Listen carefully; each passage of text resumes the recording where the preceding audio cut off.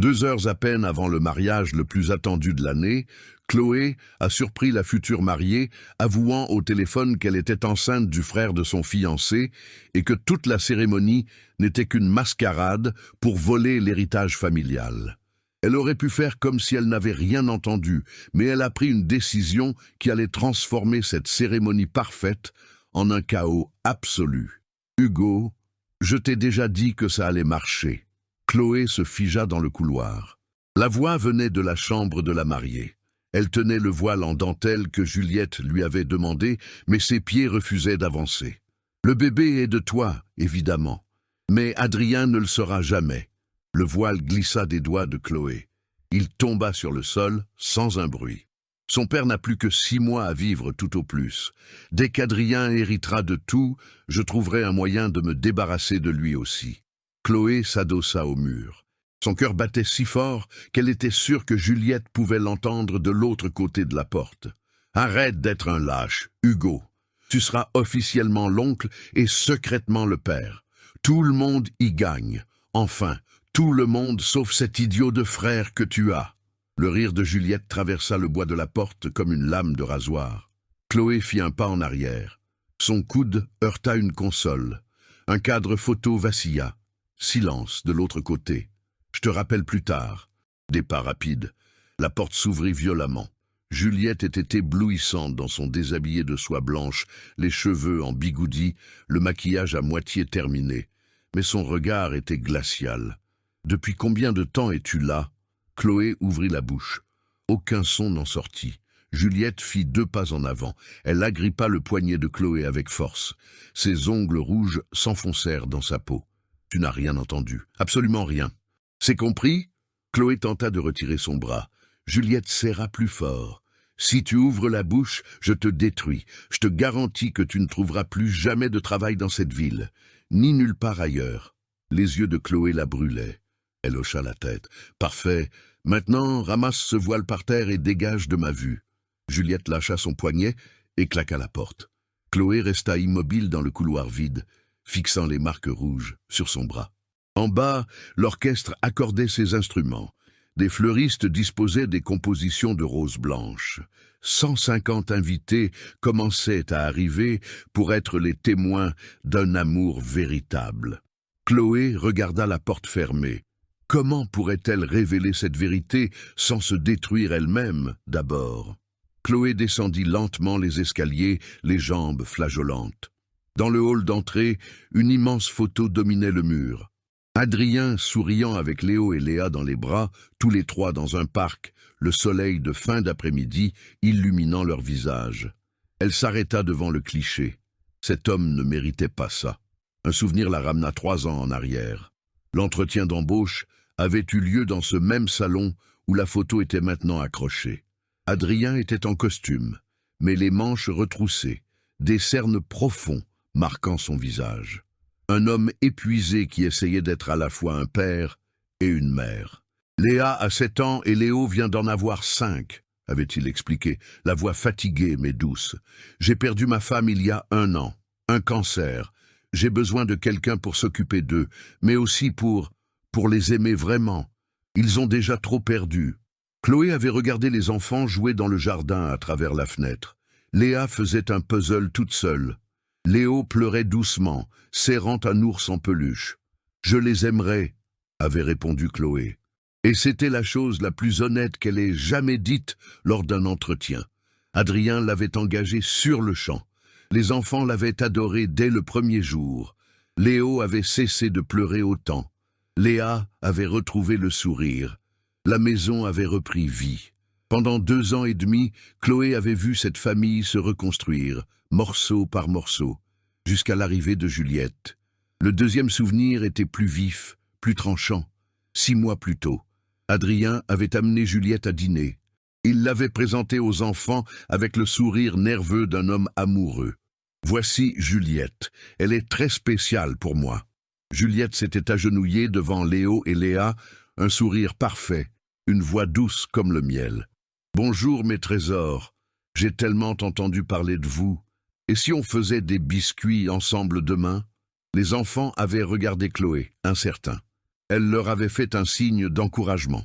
Mais quand Adrien avait quitté la pièce pour répondre au téléphone, le sourire de Juliette s'était évaporé. Elle s'était relevée, avait essuyé ses mains sur son pantalon comme si elle avait touché quelque chose de sale et avait pris son téléphone sans adresser un mot aux enfants. Chloé l'avait vu, n'avait rien dit. Les semaines suivantes, Juliette était parfaite quand Adrien était là. Elle jouait avec les enfants, complimentait Chloé, feignait de s'intéresser à chaque détail de la routine de la maison. Mais dès qu'elle se retrouvait seule avec Chloé, elle la traitait comme un meuble, lui donnait des ordres, ne disait jamais merci, la regardait avec mépris quand Chloé utilisait les toilettes des invités. Léa s'était plainte une fois. Juliette est méchante quand papa ne regarde pas.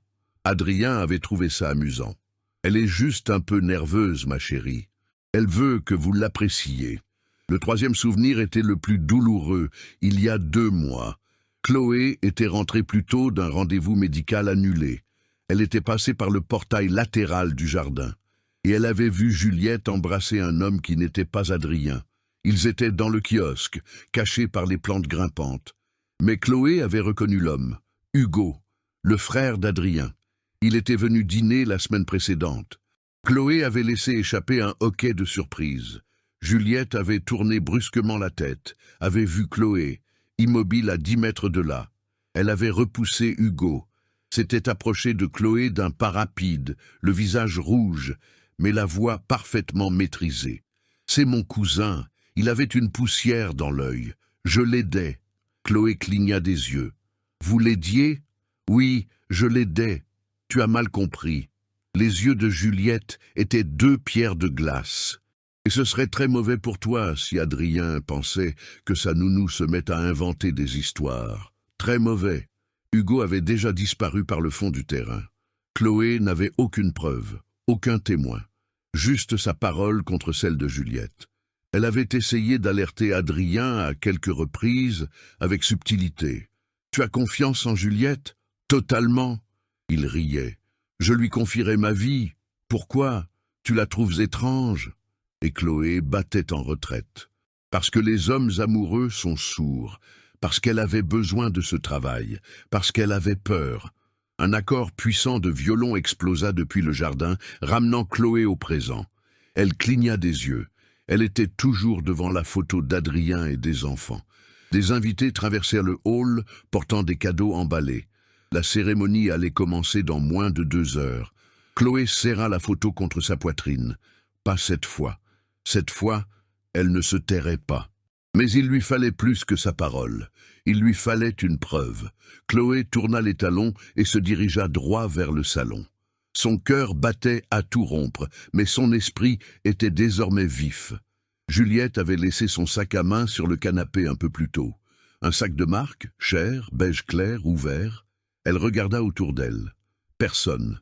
Elle plongea la main à l'intérieur. Portefeuille, maquillage, clé.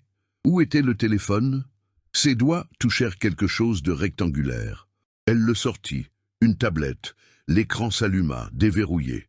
Chloé fit glisser son doigt tremblant. Message. Elle ouvrit l'application. Des conversations récentes avec Hugo. Mais quand elle appuya pour ouvrir, l'écran afficha « Aucun message dans cette conversation. Supprimé. » Tout était supprimé. Chloé vérifia la corbeille. Vide. La galerie de photos. Juste des images du mariage, de la décoration, de la robe. Juliette avait effacé les preuves. Bien sûr. Chloé rejeta la tablette dans le sac. Elle s'essuya les mains sur son tablier. Réfléchit vite. Le téléphone de Juliette. Il devait être dans la chambre. Peut-être qu'il y avait quelque chose là-bas. Mais comment y accéder? Juliette ne laisserait pas son téléphone déverrouillé. Et même si... Qu'est-ce que vous faites? Chloé sursauta, se retourna. Éléonore, la mère de Juliette, se tenait à l'entrée du salon. Robe bleu marine impeccable, collier de perles, expression glaciale. Je cherchais... Vous cherchiez quoi? Des choses à voler? Non, jamais je ne... Éléonore s'avança de 3 pas, prit le sac de Juliette, en vérifia le contenu d'un œil perçant. La tablette était de travers. Elle la redressa et regarda Chloé avec mépris. « Vous fouillez dans les affaires de ma fille. J'avais juste besoin de... Ce dont vous avez besoin, c'est de vous taire. » Éléonore referma le sac d'un claquement sec. « Les gens comme vous veulent toujours détruire le bonheur des autres. C'est de la jalousie, de la pure jalousie. Ce n'est pas de la jalousie. J'ai entendu, je me fiche de ce que vous croyez avoir entendu. » Éléonore s'approcha. Chloé recula. « Ma fille va épouser un homme merveilleux, dans moins de 2 heures. Et vous, une petite employée de rien du tout, vous n'allez pas gâcher ça. » Les mots tombèrent comme des gifles. « Je vais appeler Adrien tout de suite. Je vais lui dire que je vous ai surprise en train de voler. Il vous mettra à la porte sur le champ, sans référence, sans rien. Je ne volais pas. Votre parole contre la mienne. » Éléonore eut un sourire froid. « Qui pensez-vous qu'il va croire? Sa belle-mère ou la nounou fouineuse ?» Chloé ouvrit la bouche, la referma. Elle n'avait rien à répondre. « C'est bien ce que je pensais. Maintenant, sortez de ma vue avant que je change d'avis et que j'appelle la police. » Éléonore lui tourna le dos, emportant le sac de Juliette avec elle. Chloé resta seule dans le salon. Ses genoux tremblaient. Elle s'assit sur le bord du canapé avant de s'effondrer. Les voix des invités dehors résonnaient comme des rires moqueurs. Elle parvint à se relever 1 minute plus tard.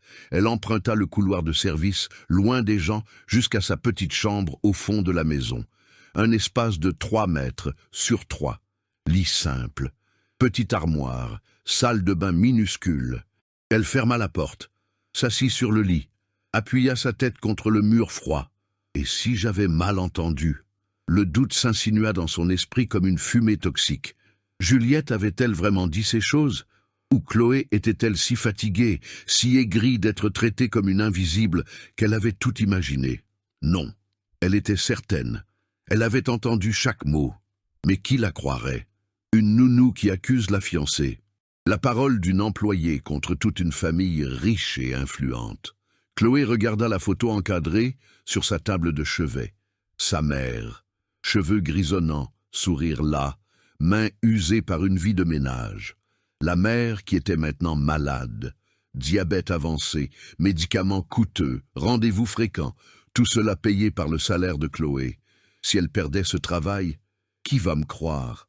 Murmura Chloé dans la chambre vide. Personne. La réponse fut cruelle et claire.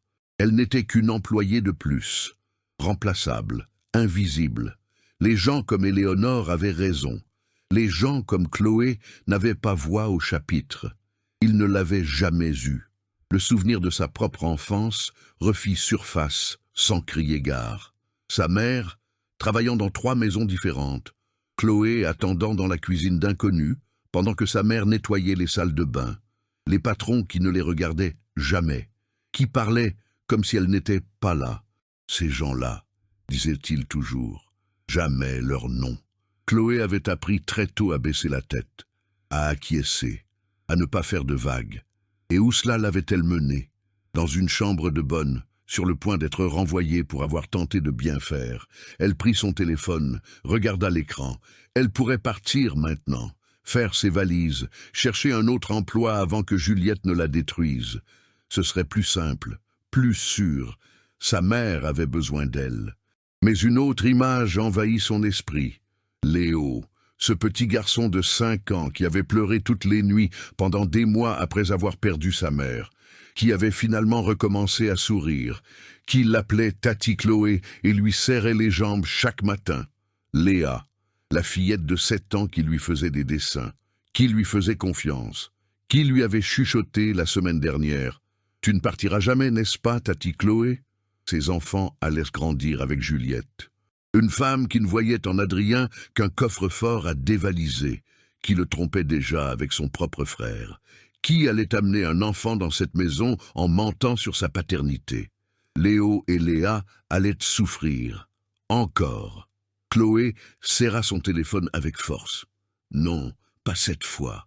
Elle regarda la photo de sa mère. « Pardonne-moi, maman », murmura-t-elle, « mais je ne peux pas me taire. » Elle se leva, essuya les larmes qu'elle n'avait même pas senties couler. Ouvrit l'appareil photo de son téléphone. vérifia qu'il enregistrait le son. Elle devait faire avouer Juliette à nouveau, mais cette fois en l'enregistrant. Une preuve tangible. Ce ne serait pas facile. Juliette était sur ses gardes maintenant, et elle avait probablement raconté à sa mère la menace qu'elle avait faite à Chloé. Mais elle devait essayer. Chloé prit une profonde inspiration, glissa le téléphone dans la poche de son tablier, l'appareil prêt à enregistrer. Elle sortit de la chambre. Le couloir était maintenant animé. Des serveurs portaient des plateaux de champagne. Des décorateurs apportaient les dernières touches. Des invités discutaient en petits groupes. Chloé monta les escaliers, se dirigea directement vers la chambre de Juliette, frappa à la porte. « Entrez !» Chloé ouvrit. Juliette était entourée de 4 demoiselles d'honneur, toutes en robe rose pâle, se faisant retoucher le maquillage, une coupe de champagne à la main. Les rires et les conversations emplissaient la pièce. Le bruit cessa quand Chloé entra. Juliette la dévisagea dans le miroir. Ses yeux se plissèrent. « Qu'est-ce que tu veux ?»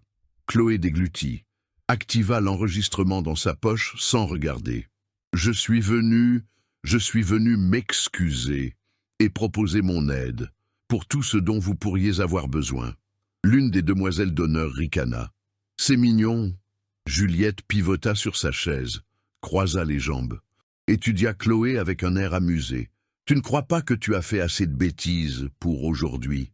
Les demoiselles d'honneur rirent. Chloé se força à paraître humble. « Je sais, je suis désolée, j'étais nerveuse. Je ne voulais pas vous déranger. Je veux juste que tout soit parfait pour vous. »« Oh, comme c'est gentil !» Juliette sourit, mais le sourire n'atteignit pas ses yeux. « Vous avez entendu, les filles ? Elle veut que tout soit parfait. » Nouveau rire. Chloé fit un pas en avant. « Je peux aider pour quelque chose ? Le voile, les fleurs, n'importe quoi ?» Juliette prit sa coupe de champagne, but une longue gorgée, continua de fixer Chloé avec ce sourire dangereux. « Tu sais ce que je pense, Chloé ?» Elle se leva, s'approcha lentement jusqu'à n'être plus qu'à quelques centimètres d'elle. « Je pense que tu as un petit problème. »« Un petit problème ?» répéta une demoiselle d'honneur amusée. « Oui, un petit problème de... comment dire, de folie des grandeurs. » Juliette pencha la tête. « Tu crois que tu fais partie de cette famille, mais ce n'est pas le cas. Tu es une employée. » Les mots la blessèrent. Chloé garda une voix ferme. « Je connais ma place. »« Vraiment ?» Juliette s'approcha encore. « Parce qu'on dirait que tu te crois en droit de donner ton avis sur ma vie, de me juger, de fouiner. Je ne... Ma mère t'a surprise en train de fouiller dans mes affaires. » Juliette haussa le ton. Les demoiselles d'honneur se regardèrent. « Et maintenant, tu arrives ici avec ta petite mine de sainte nitouche pour aider. Tu me prends pour une idiote. » Chloé recula d'un pas. « Non, je voulais juste... » « Juste quoi ?» Juliette s'avança de nouveau. « Laisse-moi deviner. Tu es amoureuse d'Adrien. C'est ça, n'est-ce pas ?» Les demoiselles d'honneur rirent plus fort. « Quoi ? Non, jamais je ne... » « La petite nounou est tombée amoureuse du patron riche, » se moqua une demoiselle d'honneur. « Un classique. Et maintenant, tu es frustrée parce qu'il va m'épouser. » Juliette écarta les bras, montrant son déshabillé, la chambre luxueuse, la vie que Chloé n'aurait jamais. « Ma pauvre, ça doit faire mal, non ?» Chloé sentit son visage s'empourprer. « Ce n'est pas ça du tout. Alors c'est quoi ? Pourquoi tu ne pars pas ? Pourquoi tu ne me laisses pas tranquille ?» La voix de Chloé sortit plus assurée qu'elle ne l'aurait voulu. « Parce qu'Adrien compte pour moi, et les enfants aussi. Et je pense qu'il mérite l'honnêteté. » Silence. Le sourire de Juliette s'effaça. Elle fit 2 pas, se planta à quelques centimètres du visage de Chloé. « Tu es virée. » Chloé cligna des yeux. « Quoi ? Tu m'as entendu. Prends tes affaires et dégage. Maintenant. Juliette, Ce n'est plus Juliette pour toi. C'est Madame Lambert. Ou ça le serait, si tu restais. Mais tu ne restes pas. » Juliette croisa les bras. « Dans 2 heures, cette maison sera à moi. Et toi, tu ne seras rien. » Les demoiselles d'honneur applaudirent. Chloé tenta une dernière fois. « Adrien sera d'accord avec tout ce que je dirai. » Juliette se retourna, prit un dossier sur la commode. L'ouvrit. En sortit une feuille de papier. « Tiens, comme c'est pratique. Je t'avais déjà préparé une lettre de recommandation. Tu veux voir ?» Elle tourna le papier. Chloé vit l'entête. mais ne put lire les mots de loin. Juliette lut à voix haute, avec une joie cruelle. Chloé Dubois a fait preuve d'un comportement inapproprié, incluant le vol d'objets personnels, un manque de respect envers les membres de la famille et des avances déplacées envers son employeur. Je ne recommande en aucun cas son embauche. Le monde vacilla sous les pieds de Chloé, signé par moi et ma mère, 2 témoins respectables. Juliette replia le papier. Personne ne t'engagera quand j'en aurai fini avec toi. Personne. Chloé avait du mal à respirer. Juliette désigna la porte. Maintenant, sors de ma vue avant que j'appelle la sécurité. Chloé se retourna, se dirigea vers la porte d'un pas mécanique. En franchissant le seuil, elle entendit un dernier rire derrière elle. La porte claqua dans son dos. Chloé resta immobile dans le couloir. Des invités passaient sans la voir. La musique jouait dans le jardin. Tout continuait d'être parfait. Elle plongea la main dans sa poche, prit son téléphone. Regarda l'enregistrement. 15 minutes de son. Mais rien. Rien qui ne prouve la trahison. Rien sur Hugo ou le bébé. Juste de l'humiliation. Ses mains tremblaient si fort qu'elle faillit laisser tomber le téléphone. Des larmes brûlantes lui montèrent aux yeux, mais elle les retint. Elle descendit les escaliers comme un fantôme, sortit par la porte de service, se dirigea vers le fond du jardin, loin de la fête qui se préparait. Elle se cacha derrière le kiosque, là où personne ne pouvait la voir, et enfin, elle laissa couler ses larmes. Adossée aux plantes grimpantes du kiosque, Chloé se laissa glisser jusqu'au sol. Les larmes coulaient, chaudes et silencieuses. Elle pressa ses mains contre son visage, essayant d'étouffer ses sanglots. Tout était perdu, son travail, sa réputation, la chance de protéger Adrien et les enfants. Juliette avait gagné avant même que la bataille ne commence. Chloé s'essuya le visage du revers de la main, respira profondément, tentant de se ressaisir. Elle devait partir d'ici, faire ses bagages, s'en aller avant que l'humiliation ne soit encore plus grande. Mais alors qu'elle essayait de se relever, elle entendit des voix approcher. « Je n'arrive pas à croire qu'elle ait eu le culot de revenir. » Chloé se figea. 2 des demoiselles d'honneur de Juliette contournèrent le kiosque. Elles tenaient des coupes de champagne, leurs robes roses se balançant au rythme de leurs pas. Elles n'avaient pas encore vu Chloé, cachée dans l'ombre des plantes. Juliette a dit que la nounou était obsédée par Adrien, qu'elle lui faisait des avances. Sérieux, c'est dégoûtant. Ouais. Et Éléonore l'a surprise en train d'essayer de voler dans le sac de Juliette tout à l'heure. Chloé resta paralysée. Elles inventaient, déformaient tout. Une employée jalouse. Toujours la même histoire. Les 2 femmes rirent, poursuivirent leur chemin disparaissant dans les jardins. Le sang de Chloé ne fit qu'un tour. Des mensonges. Elle répandait des mensonges. Mais que pouvait-elle faire? Les affronter? Ce serait sa parole contre la leur. Elle se leva lentement, épousseta l'herbe de son tablier. Elle fit le tour du kiosque par l'autre côté, se tenant à distance des invités. Mais en approchant de la zone de service, elle entendit d'autres voix. 3 serveurs fumaient adossés au mur extérieur de la cuisine. Chloé les connaissait. Ils travaillaient à tous les événements de la maison. Mec, la mariée a viré la nounou. Chloé? Pourquoi? Apparemment, elle draguait le marié. Chloé s'arrêta derrière un pilier. Elle n'en croyait pas ses oreilles. Non, attends. J'ai entendu dire qu'elle volait. Elle volait quoi? J'en sais rien, mec. Des bijoux, de l'argent. La mère de la mariée l'a prise en flagrant délit. Et t'es nounou, sérieux. Elles gagnent la confiance de la famille et après elles font n'importe quoi. L'un d'eux eut un rire amer. Nous, les pauvres, on se fait toujours avoir, hein?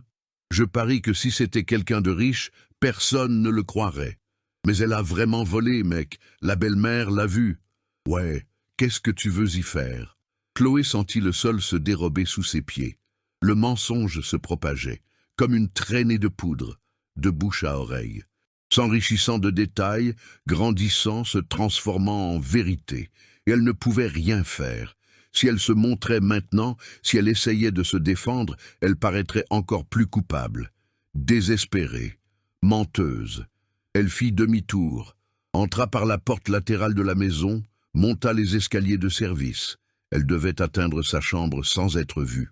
Mais au 2e étage, Elle faillit percuter Éléonore. La mère de Juliette la toisa, les lèvres pincées en une fine ligne de mépris. « Vous êtes encore là ?» Chloé ouvrit la bouche pour répondre, mais Éléonore lui avait déjà tourné le dos et se dirigeait vers la chambre de Juliette. Elle frappa, entra sans attendre de réponse. Chloé resta plantée dans le couloir, de nouveau invisible. Elle pensa à aller dans sa chambre, mais ses jambes refusaient de bouger. Elle était fatiguée de fuir, fatiguée de se cacher. Elle s'adossa au mur à côté de la porte de Juliette. Elle pouvait entendre des voix à l'intérieur. « Maman, tu as bien répondu ce que je t'ai demandé. Bien sûr, ma chérie, la moitié des invités sait déjà que la nounou est une voleuse. Parfait. Quand Adrien l'apprendra, il sera de mon côté. Il ne posera même pas de questions. Tu as toujours été si intelligente, ma fille. » Des rires. Chloé ferma les yeux. La nausée lui monta à la gorge. Elles avaient tout planifié. Ce n'était pas de la simple cruauté spontanée. C'était une destruction calculée. La porte s'ouvrit brusquement. Éléonore sortit et faillit heurter Chloé. Elle recula de 2 pas, les yeux écarquillés de surprise qui se mua rapidement en fureur. « Vous étiez en train d'écouter ?» Les demoiselles d'honneur apparurent derrière Éléonore. Juliette suivit, toujours en déshabillé. « Non, je ne faisais que passer. Menteuse !» Éléonore haussa la voix, fort, assez fort pour que d'autres portes s'ouvrent dans le couloir. Des invités curieux apparurent. « Vous nous espionniez ?»« Non, je vous jure que... » D'abord elle vole, maintenant elle écoute aux portes. Éléonore se tourna vers le petit public qui se formait. « Regardez, voilà la nounou à qui Adrien a fait confiance dans sa propre maison. » Chloé sentit tous les regards se poser sur elle. 10, 15 personnes maintenant dans le couloir.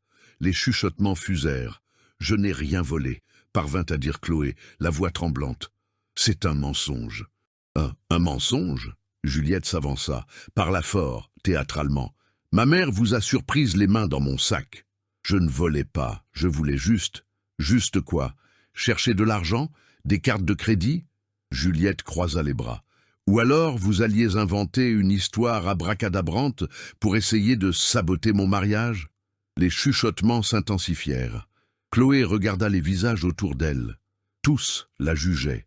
Pas un seul ami. « Je t'ai vu, » dit soudain l'une des demoiselles d'honneur, la voix haute et assurée. « Tout à l'heure. Tu regardais Adrien avec cette petite mine. » « Quelle mine ?» se tourna Chloé vers elle, désespérée. « Tu sais bien, cette petite mine d'amoureuse pathétique. » Des rires. Chloé sentit ses joues brûler. « Je n'ai jamais... jamais... » « Oh, arrête !» Une autre demoiselle d'honneur se joignit à la conversation. « C'est évident que tu as un faible pour lui. Tout le monde l'a remarqué. »« La pauvre !» murmura une invitée plus âgée assez fort pour que tout le monde entende. « Elle a dû croire qu'elle avait sa chance. » Les rires redoublèrent. Chloé voulut crier, voulut les insulter, voulut casser quelque chose. Mais elle resta là, muette, tandis que l'humiliation s'abattait sur elle comme une pluie acide. « Écoute !» soupira Juliette, comme si elle lui faisait une faveur. « Chloé, je comprends. Tu es seule, pauvre. Tu travailles dur. Ça doit être difficile de voir des gens comme moi avoir tout ce que tu n'auras jamais. » Les mots étaient des gifles. Mais ça ne te donne pas le droit de voler, ou d'inventer des histoires, ou d'essayer de détruire le bonheur des autres par jalousie. Chloé retrouva enfin sa voix. Elle sortit rauque mais ferme. « Je ne suis pas jalouse. J'essaie de protéger... » « Protéger qui ?»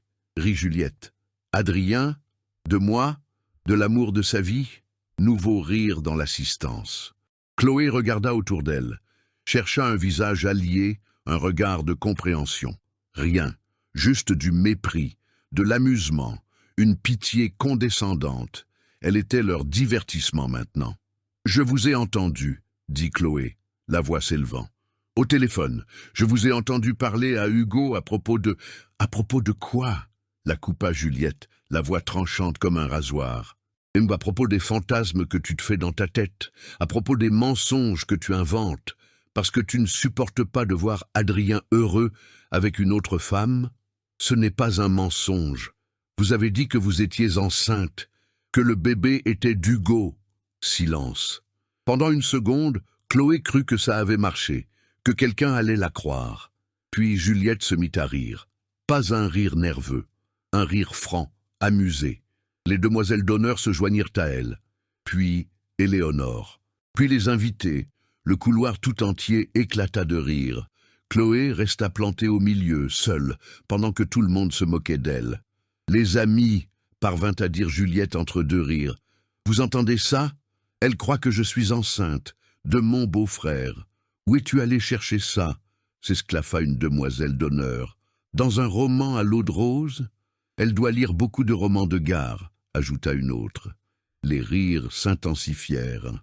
Chloé tenta une dernière fois, la voix désespérée. « Je l'ai entendue. Elle a dit qu'Adrien était un idiot, qu'il allait hériter de la fortune et qu'elle allait... Arrête !»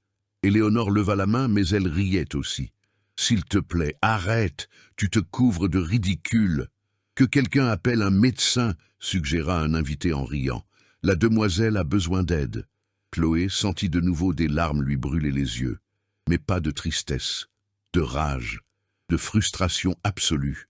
Il ne la croirait pas, quoi qu'elle dise.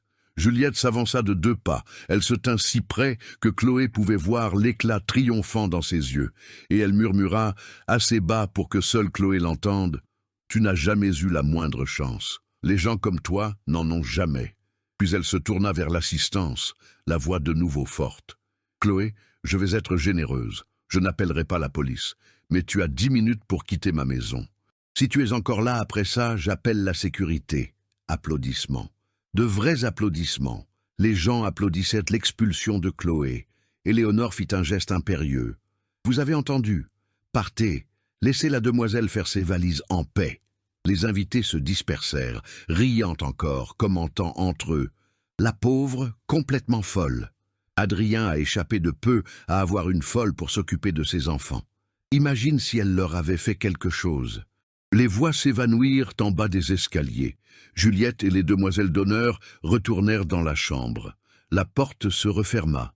Chloé resta seule dans le couloir vide. Le silence était pire que les rires. Elle regarda ses propres mains. Elle tremblait de manière incontrôlable. 10 minutes. Elle avait 10 minutes avant d'être jetée comme un déchet. Elle se tourna pour aller dans sa chambre. Mais une petite voix l'arrêta. « Tati Chloé ?» Elle se retourna. Léo était au bout du couloir. Son costume de garçon d'honneur déjà enfilé, le nœud papillon de travers, les yeux immenses et confus. « Pourquoi tu pleures ?» Chloé s'essuya rapidement le visage. « Je ne pleure pas, mon cœur. »« Si, tu pleures. » Il courut et lui serra les jambes. « Pourquoi les gens se moquaient de toi ?» Chloé ne sut que répondre. Léa apparut à son tour, en robe de demoiselle d'honneur rose, des fleurs dans les cheveux. « Tati Chloé, c'est vrai que tu pars. » La voix de la fillette brisa quelque chose en Chloé. Elle s'agenouilla, serre les 2 enfants dans ses bras. « Oui, je dois partir. »« Pourquoi ?» Léo la serra plus fort. « Tu as fait quelque chose de mal ?»« Non, mon amour.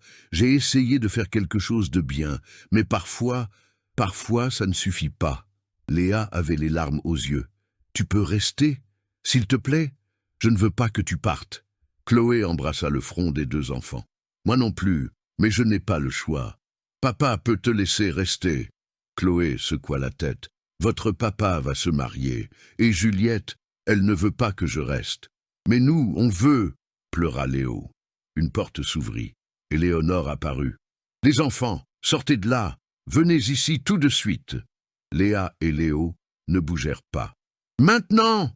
hurla Éléonore. Une des demoiselles d'honneur sortit et tira les enfants par la main.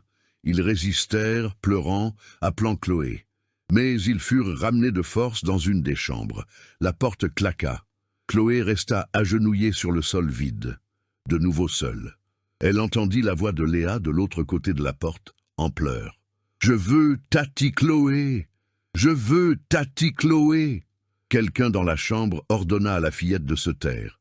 Chloé se releva enfin. Ses jambes la soutenaient à peine.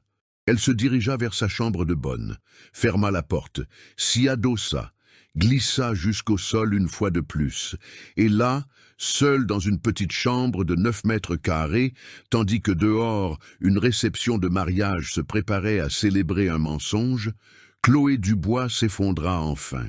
Chloé resta assise sur le sol pendant ce qui sembla des heures, mais l'horloge au mur n'indiquait que 5 minutes. 5 minutes depuis son expulsion. 5 minutes avant qu'on vienne la chercher. Ses yeux étaient secs maintenant. Il n'y avait plus de larmes, juste un vide profond dans sa poitrine. Elle regarda autour d'elle dans la petite chambre. 3 ans de sa vie tenaient dans 2 valises. Des vêtements simples, quelques livres, des photos de sa mère. Rien d'autre. C'était ça, c'était tout ce qu'elle avait. Elle se leva lentement, tira la première valise de sous le lit, l'ouvrit, commença à jeter des vêtements dedans sans les plier, sans soin. À quoi bon avoir de la dignité quand on lui avait tout pris? Elle prit la photo de sa mère sur la table de chevet, regarda ce visage fatigué, ce sourire qui cachait tant d'années de lutte. « Pardonne-moi, maman », murmura Chloé. « J'ai tout gâché. » Comment allait-elle payer les médicaments maintenant? Les consultations, le loyer? La fausse lettre de recommandation de Juliette garantirait que personne ne l'embauche. Du moins, pas dans les bonnes maisons, celles qui payaient correctement. Elle rangea la photo dans la valise, ferma les yeux. Peut-être valait-il mieux abandonner, partir en silence, tout oublier, laisser Adrien épouser une menteuse, laisser les enfants grandir dans une maison bâtie sur la trahison. Ce n'était pas son problème, ça ne l'avait jamais été. Elle n'était que la nounou. Chloé ouvrit les yeux, prit d'autres vêtements, les jeta dans la valise. Dehors, dans le jardin, la musique se fit plus forte. L'orchestre répétait, les voix animées des invités qui arrivaient, le brouhaha d'une fête sur le point de commencer. Tout était parfait, tout était magnifique, tout était faux. Chloé s'arrêta, un chemisier à la main. Elle entendit de petits pas courir dans le couloir, des voix d'enfants. « Léo, attends! Je veux voir Tati Chloé !» La poignée de la porte tourna. La porte s'ouvrit avec force. Léo entra en courant, toujours en costume de garçon d'honneur, mais le nœud papillon maintenant complètement de travers et les cheveux en désordre. « Tati Chloé !»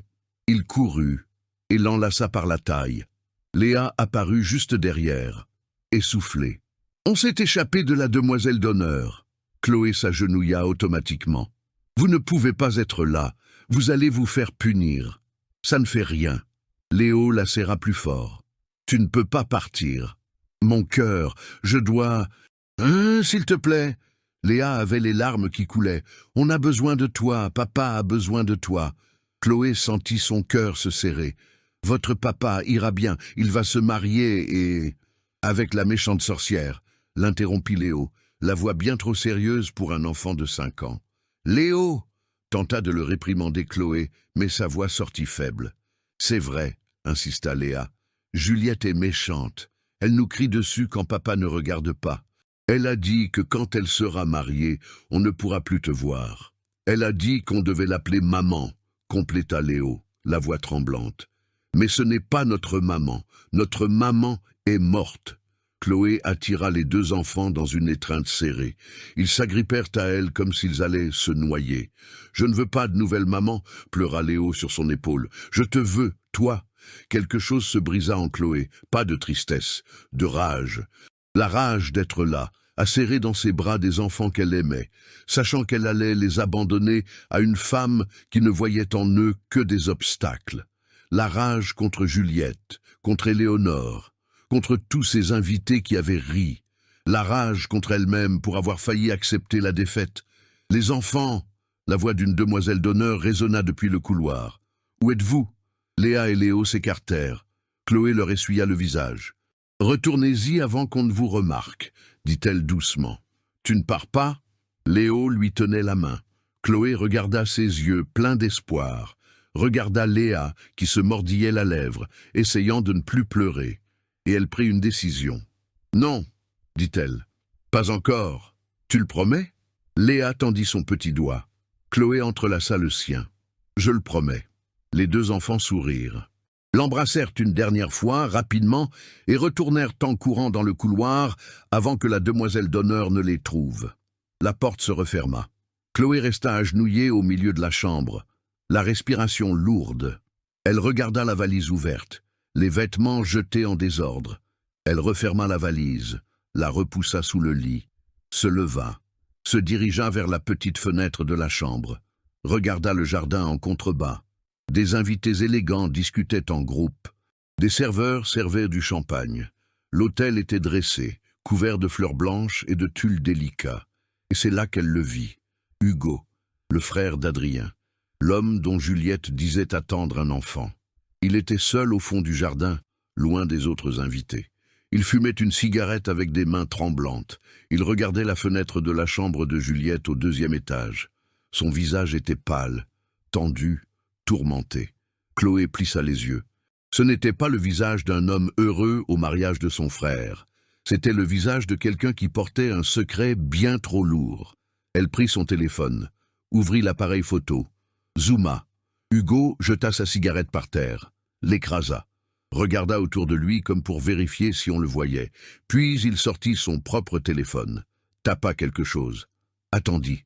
Quelques secondes plus tard, il leva de nouveau les yeux, vers la fenêtre de Juliette. Chloé suivit son regard. Elle vit la silhouette de Juliette apparaître à la fenêtre. Elle baissa les yeux, vit Hugo, lui fit un signe de tête discret. Hugo lui répondit, porta la main à sa poitrine, un geste qui semblait douloureux. Juliette secoua la tête, fit un geste de trancher la gorge, puis elle tourna les talons et disparut. Hugo resta là, les épaules affaissées, complètement abattu. Chloé baissa son téléphone. Son cœur battait la chamade maintenant. Hugo savait. Il savait tout. Et il était anéanti. Peut-être qu'il y avait une chance. Chloé sortit de la chambre, descendit silencieusement les escaliers de service, travers la cuisine où les cuisiniers préparaient les derniers plats. Personne ne la regarda. Elle sortit par la porte latérale, longea la maison dans l'ombre, se tenant à distance des invités. Elle s'approcha de l'endroit où se trouvait Hugo. Il alluma une autre cigarette. Ses mains tremblaient toujours. Chloé prit une profonde inspiration, sortit de l'ombre. Hugo. Il sursauta, se retourna brusquement. La cigarette tomba. Qui? Chloé? Il regarda autour de lui, nerveux. Qu'est-ce que tu veux? Chloé fit 2 pas en avant, le regarda droit dans les yeux. Je sais pour Juliette et toi. Le visage d'Hugo perdit toute couleur. Je ne sais pas de quoi tu... Je l'ai entendu au téléphone. Aujourd'hui. Elle te parlait. Chloé garda sa voix ferme et basse. À propos du bébé. Hugo chancela, s'appuya contre le mur, ferma les yeux. Mon Dieu, murmura-t-il. Mon Dieu, tu aimes ton frère?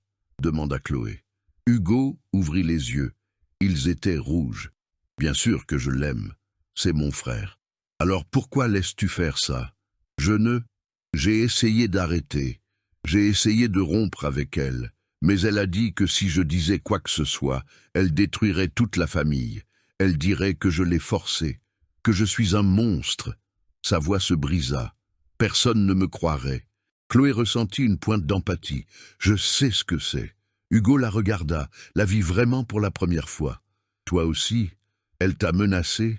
Elle m'a détruite, devant tout le monde. M'a traitée de voleuse, de folle, d'obsédée. Chloé croisa les bras. Et tu sais quoi? Elle a gagné. Personne ne me croit. Alors pourquoi es-tu là? Chloé regarda la fenêtre du 2e étage, la chambre où 2 enfants se préparaient à assister au mariage de leur père avec un mensonge. Parce que j'ai promis de ne pas abandonner. Hugo suivit son regard, comprit. Qu'est-ce que tu veux que je fasse? Chloé se tourna vers lui. Je veux que tu m'aides à arrêter ce mariage. Il secoua la tête immédiatement. Non, non, je ne peux pas. Si je fais ça, si tu ne le fais pas, tu porteras ça sur ta conscience toute ta vie. Chloé s'approcha encore. Chaque fois que tu regarderas ton frère, chaque fois que tu verras cet enfant grandir, tu sauras que tu as bâti ta vie sur un mensonge. Hugo se passa les mains sur le visage. Je suis un lâche. Pas encore. Il est encore temps de faire ce qu'il faut. Il resta silencieux un long moment. La musique du jardin jouait au loin. Des voix et des rires flottaient dans l'air. Finalement, Hugo regarda Chloé. « De quoi as-tu besoin ?» Chloé entraîna Hugo plus loin, derrière le kiosque où personne ne pouvait les voir. Il tremblait encore, semblait toujours sur le point de s'effondrer, mais il y avait quelque chose de nouveau dans ses yeux maintenant. Une minuscule étincelle de détermination. « J'ai besoin d'une preuve, » dit Chloé sans détour. « Une vraie preuve. Pas seulement ma parole contre la sienne. » « Quel genre de preuve ? Des messages, des photos, n'importe quoi qui montre que vous deux, » elle hésita, « que vous étiez ensemble. » Hugo secoua la tête. « Elle m'a tout fait effacer. Tous les messages, toutes les photos, elle est paranoïaque avec ça. » Chloé sentit l'espoir lui filer entre les doigts. « Tout ? Tout sur mon téléphone, mais... » Il s'arrêta, réfléchit. « Mais il y a peut-être encore quelque chose sur son ordinateur. » Son ordinateur ? Elle a un ordinateur portable. Elle le laisse chez elle. Elle a dit que les messages s'y synchronisent automatiquement. Elle les efface de son téléphone, mais je pense qu'elle oublie l'ordinateur. Chloé sentit son pouce accélérer. Où habite-t-elle ? À 20 minutes d'ici, mais ça ne sert à rien. Elle vit avec sa mère. Et Éléonore est ici. Donc la maison est vide. Hugo la dévisagea. Tu es sérieuse ? Entrer par effraction chez elle ? Ce n'est pas une effraction si tu as la clé. Je n'ai pas la clé. Mais tu sais où se trouve le double, l'alarme, ce genre de choses ? Hugo se passa la main dans les cheveux. C'est de la folie. C'est notre seule chance. Chloé lui saisit le bras. Il reste combien de temps avant le mariage ? Il regarda sa montre. 1h15. On a le temps. 20 minutes pour y aller, 10 minutes pour trouver l'ordinateur, 20 minutes pour revenir. Il restera du temps. Et si on ne trouve rien, alors on rentre et je pars sans un mot. Chloé lâcha son bras. Mais au moins, on aura essayé. Hugo regarda le jardin, l'hôtel dressé, les invités qui riaient et buvaient. « C'est mon frère », murmura-t-il. « Je devrais le protéger. » « Alors protège-le, maintenant. » Il prit une profonde inspiration, hocha la tête. « Allons-y. » Chloé et Hugo sortirent par l'arrière de la propriété, par un portail latéral qui donnait sur la rue parallèle. Sa voiture était garée à 2 rues de là. Ils montèrent rapidement. Hugo démarra le moteur, les mains nerveuses. « Si on se fait prendre, on ne se fera pas prendre. » Chloé boucla sa ceinture. « Roule !» Il partit en trombe. Les rues étaient calmes. Un samedi après-midi, peu de circulation. Chloé regardait compulsivement dans le rétroviseur, comme si quelqu'un allait les suivre. « Comment t'es-tu retrouvé avec elle ?» demanda Chloé après quelques minutes de silence tendu. Hugo serra le volant. « C'était juste après que mon frère l'ait rencontrée. Elle m'a dragué en premier. J'aurais dû voir que c'était un piège. Mais elle était convaincante. Quand as-tu appris pour le bébé ? La semaine dernière. Elle m'a appelé, paniquée, m'a dit qu'elle avait fait un test, que c'était le mien, qu'elle devait épouser Adrien rapidement avant que ça ne se voie. Il déglutit. J'ai voulu tout dire à mon frère sur le champ, mais elle m'a menacé. Elle a dit des choses. Nana, quelle chose ? Qu'elle dirait que je l'ai forcée, que je suis violent, qu'elle a des marques, des bleus, des preuves. Sa voix se brisa. Ce sont des mensonges. Tout est faux. Mais qui me croirait ? Un homme contre une femme enceinte ? Chloé resta silencieuse. Elle connaissait bien ce sentiment d'impuissance. C'est un monstre, continua Hugo. Et j'ai été assez stupide pour tomber dans son piège. 15 minutes plus tard, ils arrivèrent dans une résidence privée de Standing. Hugo passa sa carte au portail. Le gardien lui fit signe, reconnaissant la voiture. « Tu viens souvent ici ?» demanda Chloé alors qu'ils montaient l'allée intérieure. « Je venais, avant d'essayer de rompre. » Ils s'arrêtèrent devant une maison à 2 étages, façade beige, jardin bien entretenu. Toutes les lumières étaient éteintes. « Le double des clés est sous le pot de fleurs bleues sur la terrasse, » dit Hugo. Juliette me l'a montré une fois. Ils descendirent de voiture. Chloé regarda autour d'elle. La rue était déserte. Les voisins étaient probablement chez eux, la climatisation allumée par cette chaude après-midi. Hugo prit la clé, déverrouilla la porte. L'alarme se mit à biper. « Le code !» murmura Chloé avec urgence. « Calme-toi, calme-toi !» Il courut vers le boîtier, tapa 6 chiffres. L'alarme se tut. Ils poussèrent un soupir de soulagement. La maison était élégante. Meubles modernes, tableaux au mur, tout était très propre et impersonnel. Sa chambre est au 2e étage, indiqua Hugo en montrant les escaliers. Ils montèrent rapidement. Chloé sentit son cœur lui marteler la poitrine. Une partie d'elle n'arrivait toujours pas à croire qu'elle était en train de faire ça. La chambre de Juliette était immense, lit king size, dressing intégré, coiffeuse pleine de maquillage de luxe. L'ordinateur portable est sur le bureau là-bas, montra Hugo. Chloé s'y rendit directement, ouvrit l'ordinateur. L'écran s'alluma demandant un mot de passe. Zut! Et c'est sa date de naissance, 2308988.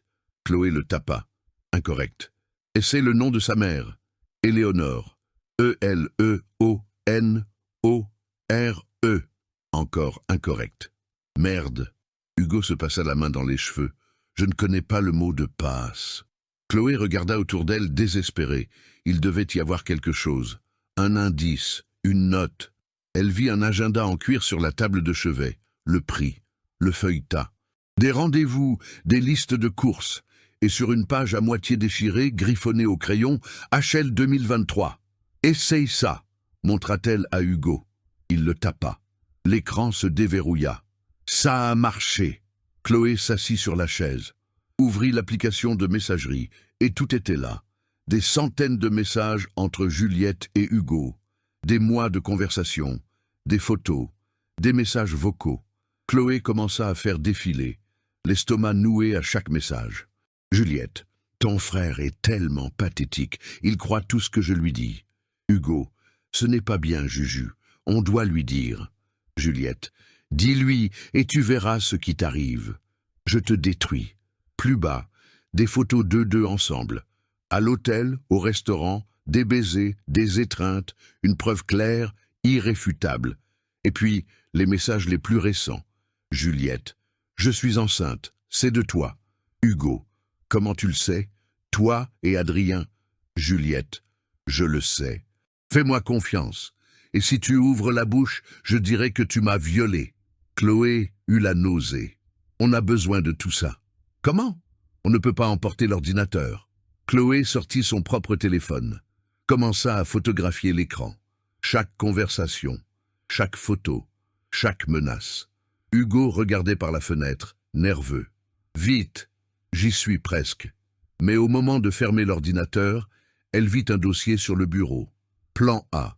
Elle cliqua. À l'intérieur, il y avait un document texte. Chloé l'ouvrit. C'était un plan détaillé, étape par étape, comment Juliette allait épouser Adrien, attendre la mort de son beau-père, isoler Adrien de sa famille et finalement demander le divorce avec une fortune garantie. Il y avait même des estimations de montants, des calculs d'héritage. Tout. Mon Dieu, murmura Hugo derrière elle. Elle a planifié ça depuis des mois. Chloé photographia tout, chaque page du document, chaque détail. Elle ferma l'ordinateur portable, se leva. Allons-y. Ils descendirent les escaliers en courant. Hugo reverrouilla la porte, remit la clé sous le pot. Ils montèrent en voiture. Il quitta la résidence en trombe. Aucun des deux ne parla pendant les 5 premières minutes. Ils respiraient juste bruyamment, digérant ce qu'ils venaient de voir. « Qu'est-ce qu'on fait maintenant ?» demanda finalement Hugo. Chloé regarda les photos sur son téléphone. Des dizaines. Une preuve concrète, irréfutable. Il nous faut quelqu'un en qui Adrien a confiance, quelqu'un qui l'écoutera. Ma sœur, dit Hugo immédiatement. Camille, elle n'a jamais aimé Juliette. Elle a toujours dit qu'il y avait quelque chose qui clochait. Où est-elle? À la maison, elle est l'une des organisatrices du mariage. Chloé regarda l'horloge sur le tableau de bord. 40 minutes avant le début de la cérémonie. On y retourne. On lui montre. Et ensuite, elle s'interrompit. Ensuite, il nous faut un plan pour exposer ça devant tout le monde. Devant tout le monde. Hugo la regarda, effrayé. On ne peut pas juste le dire à Adrien en privé? Non. Juliette niera. Elle inventera des excuses. Elle le manipulera à nouveau. Chloé secoua la tête. Ça doit être public. Ça doit être impossible à nier. Hugo déglutit. Mon Dieu, ça va le détruire. Il sera encore plus détruit s'il l'épouse. Ils arrivèrent de nouveau au manoir, se garèrent loin dans la rue latérale. Comment trouver Camille sans être vus? Chloé réfléchit vite. Envoie-lui un message. Demande-lui de venir au fond du jardin. Discrètement. Hugo prit son téléphone. Tapa. Camille, il faut que je te parle. Urgent. Fond du jardin, près de la piscine. Viens seul, ne dis rien à personne. Il envoya. Ils attendirent. 30 secondes. 1 minute. Le téléphone vibra. J'arrive. Qu'est-ce qui se passe? Allons-y, dit Chloé. Ils entrèrent de nouveau par le côté, contournèrent la maison dans l'ombre. La fête était plus animée maintenant. L'orchestre jouait, les serveurs circulaient, le brouhaha augmentait. Ils arrivèrent près de la piscine au fond, une zone plus isolée. Une femme d'une trentaine d'années apparut, robe de demoiselle d'honneur bordeaux, cheveux relevés en un chignon élégant, l'air inquiet. Hugo, qu'est-ce qui se passe? Il reste 30 minutes avant. Elle s'arrêta. Vit Chloé. Oh, qui êtes-vous? Je suis Chloé, la nounou. Camille fronça les sourcils. La nounou qui a essayé de voler Juliette? Non, l'interrompit Hugo. Camille, écoute, cette histoire est un mensonge. Tout est un mensonge. De quoi tu parles? Chloé prit une profonde inspiration. Camille, je sais que vous ne me connaissez pas, et je sais que vous avez entendu des choses horribles sur moi. Mais j'ai besoin que vous regardiez ça avant de juger. Elle lui tendit le téléphone. Camille hésita, regarda Hugo. S'il te plaît, la supplia-t-il, pour notre frère, regarde, c'est tout. Camille prit le téléphone, regarda la première photo. Ses yeux s'écarquillèrent. Elle fit défiler, vit d'autres messages, d'autres photos, le document du plan. Son visage devint de plus en plus pâle. C'est vrai? Tout est vrai, dit Hugo, la voix brisée. Je suis un idiot, un lâche, mais c'est vrai. Camille continua de regarder, lut les menaces, vit les photos intimes, lut le plan détaillé pour détruire Adrien. Quand elle eut fini, elle rendit le téléphone à Chloé. Ses mains tremblaient, mais son visage s'était transformé. Plus de confusion, juste une fureur froide et calculée. Cette garce, dit-elle d'une voix dangereusement calme, cette garce manipulatrice. Camille, je l'ai toujours su. Camille se mit à faire les 100 pas. J'ai toujours dit qu'il y avait quelque chose qui clochait chez elle, mais personne ne m'a écouté. Ils pensaient que j'étais jalouse, que je n'acceptais pas que mon frère aille de l'avant. Chloé s'avança. Camille, je sais que vous êtes en colère, mais nous devons agir vite. Camille s'arrêta, regarda Chloé, la vit vraiment pour la première fois. Vous l'avez entendu avouer, c'est ça? Aujourd'hui, il y a 2 heures, elle était au téléphone avec Hugo. Elle parlait du bébé, du plan. J'ai essayé de le dire, mais personne ne m'a cru, parce qu'elle vous avait déjà détruite. Camille hocha la tête, comprenant. Elle est maligne, très maligne. Mais pas plus maligne que nous 3 réunis, dit Chloé. Camille regarda Chloé, puis Hugo, puis de nouveau Chloé. Un fin sourire déterminé se dessina sur son visage. Vous avez raison. De quoi avez-vous besoin? Chloé sentit un immense soulagement l'envahir. Enfin, une alliée. Quelqu'un avec du pouvoir, une voix, de la crédibilité. J'ai besoin qu'on la démasque, devant tout le monde, d'une manière qu'elle ne puisse pas nier, pas manipuler, pas fuir. Camille réfléchit un instant. Ses yeux brillaient d'intensité. J'ai une idée, mais ça demandera un timing parfait. À quoi pensez-vous? La sonorisation du mariage. Camille montra les enceintes dispersées dans le jardin. Tout est connecté. Des micros sans fil pour les vœux, pour les discours. Chloé commença à comprendre. On l'a fait avouer près d'un micro. Exactement.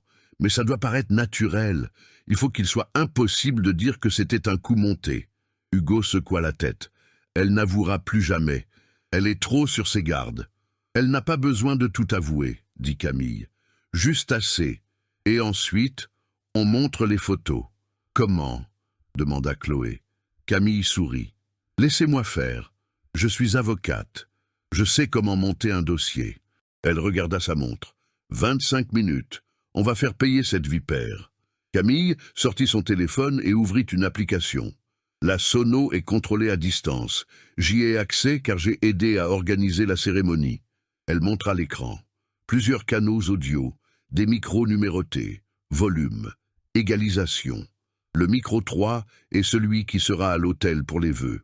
Le micro 5 est le micro-main qui circulera pour les discours. Mais il y a 2 autres micros de rechange. L'un d'eux est rangé dans la pièce du fond. Et comment fait-on pour que Juliette parle près de lui? Demanda Chloé. Camille regarda Hugo. Tu vas la provoquer, tu vas lui dire que tu n'en peux plus, que tu vas tout dire à Adrien. Hugo devint blême. Elle va me détruire. Elle essaiera. Mais cette fois, tout le monde l'entendra. Camille croisa les bras. As-tu le courage de le faire? De l'affronter? Hugo prit une respiration tremblante, regarda ses mains. Puis le manoir, où quelque part à l'intérieur, son frère se préparait à commettre la plus grande erreur de sa vie. Oui, dit-il, la voix plus ferme. Je l'ai. Bien. Camille regarda Chloé. Tu seras responsable de la sono. Quand je te donnerai le signal, tu actives le micro et tu montes le volume. Tout ce qu'elle dira sortira par les enceintes du jardin. Chloé hocha la tête. Quel est le signal? Je toucherai ma boucle d'oreille. La droite. 3 fois. Tu pourras me voir. D'où se trouve la régie? Dans le local technique, sur le côté gauche du jardin. Il y a une petite fenêtre qui donne sur la zone d'attente avant la cérémonie. Je pourrai vous voir de là. Parfait. Camille se mit à marcher, organisant le plan à voix haute. Hugo ira voir Juliette 15 minutes avant la cérémonie. Elle sera dans la zone de préparation finale, près du jardin latéral. Loin des invités, mais assez près pour que le son porte. Et si elle ne mord pas à l'hameçon? Demanda Hugo. Elle mordra, parce que tu vas dire la seule chose qu'elle ne supporte pas d'entendre, que tu vas ruiner son plan. Camille regarda son frère droit dans les yeux. Tu lui dis que tu vas tout raconter, que tu te fiches de ses menaces, qu'elle n'a plus de pouvoir sur toi. Ça va la rendre folle, murmura Chloé. Exactement. Et quand elle s'énerve, elle parle trop. Je l'ai déjà vu faire. Elle a besoin d'avoir le contrôle, de dominer la situation. Camille eut un sourire froid. On va lui enlever ce contrôle. Chloé regarda l'horloge. 22 minutes. Mettons-nous en position. Camille les regarda tour à tour. Chloé, vous allez maintenant au local technique. Faites comme si vous rangiez vos affaires ou quelque chose comme ça si quelqu'un vous le demande. Restez près de la fenêtre, gardez un œil sur moi. Compris. Hugo, toi, attends ici. Je vais chercher le micro de rechange et le planter dans son bouquet. Juliette tiendra le bouquet en attendant son entrée. Si on a de la chance, elle l'aura dans les mains quand tu l'affronteras. Et si ce n'est pas le cas, alors tu insistes jusqu'à ce qu'elle le prenne. Dis que tu dois lui parler loin de tout le monde. Suggère le jardin latéral, là où sera le bouquet. Camille réfléchit vite. La fleuriste laisse le bouquet sur une table là-bas avant l'entrée. Il y a une table décorative près des rosiers blancs. Hugo hocha la tête nerveux. Camille lui posa la main sur l'épaule. Tu peux le faire. Pour Adrien. Pour Adrien, répéta-t-il. Chloé commença à s'éloigner, mais Camille la rappela. Chloé, merci de ne pas avoir abandonné, de vous être battu pour eux-mêmes quand personne ne vous a cru. Chloé sentit une boule se former dans sa gorge. Les enfants méritent mieux, c'est certain. Camille lui serra rapidement la main. Maintenant, allez-y, nous avons peu de temps. Chloé traversa le jardin par les côtés, évitant les invités qui commençaient déjà à s'asseoir sur les chaises décorées. La cérémonie devait commencer dans exactement 20 minutes. Elle trouva le local technique, une porte discrète, presque cachée par les plantes grimpantes. Elle entra. La pièce était petite, une table avec une console de mixage, un ordinateur, des câbles partout. Et la fenêtre, comme l'avait dit Camille, avec une vue parfaite sur le jardin latéral. Chloé pouvait voir la table décorative. Le bouquet n'y était pas encore. Elle s'assit sur la chaise, étudia la console, des canaux numérotés. Micro 1, 2, 3, 4, 5, 6. Le 6 devait être celui de rechange que Camille allait placer. Chloé mit le casque qui était accroché, le testa. Elle pouvait entendre l'orchestre jouer, les voix des invités. Tout fonctionnait. Elle attendit. 5 minutes plus tard, elle vit Camille apparaître dans le jardin latéral. Elle tenait quelque chose de petit dans sa main. Regarda autour d'elle. Personne ne prêtait attention. Elle s'approcha de la table décorative. Le bouquet venait d'y être déposé. Une immense composition de roses blanches et de lys. Camille écarta délicatement les fleurs du bouquet. Y glissa quelque chose de petit. Le réarrangea. Elle regarda vers la fenêtre du local technique. Fit un discret signe de la main. Chloé respira, soulagée. Première partie terminée. Camille quitta rapidement le jardin latéral, disparaissant parmi les invités. Chloé regarda l'heure. 17 minutes. Son téléphone vibra. Un message de Camille dans un groupe récemment créé avec elle, Chloé et Hugo. Micro activé et testé. Hugo, vas-y dans 5 minutes. Chloé, sois prête sur le canal 6. Chloé répondit. Prête, Hugo. J'y vais. Ces 5 minutes furent les plus longues de la vie de Chloé. Elle resta à regarder par la fenêtre, vérifiant compulsivement la console, s'assurant que tout était en ordre. Le canal 6 était en sourdine, en attente. Dans le jardin, les invités finissaient de s'asseoir. L'orchestre jouait une musique douce. L'hôtel était parfait, décoré d'arches de fleurs blanches. Adrien apparut. Chloé le vit se diriger vers sa place près de l'autel. Il était élégant dans son smoking gris clair, mais son visage était tendu, nerveux comme n'importe quel marié. Et s'il savait? Chloé serra les poings, puis elle vit Hugo apparaître dans le jardin latéral. Il marchait lentement, hésitant, jusqu'à ce qu'il voie Juliette. Elle était éblouissante. Robe de mariée blanche, dentelle délicate, longue traîne. Les cheveux coiffés en boucles élégantes, un diadème de brillants, un maquillage parfait. On aurait dit une princesse de conte de fées. Mais Chloé connaissait la vérité. C'était la sorcière. Juliette tenait le bouquet. Parfait. Hugo s'approcha. Lui dit quelque chose. Chloé ne pouvait pas encore entendre. Le micro était en sourdine. Juliette se retourna, surprise de le voir. Répondit quelque chose. Elle semblait irritée. Chloé regarda où se trouvait Camille, assise au 3e rang des invités, sur le côté gauche.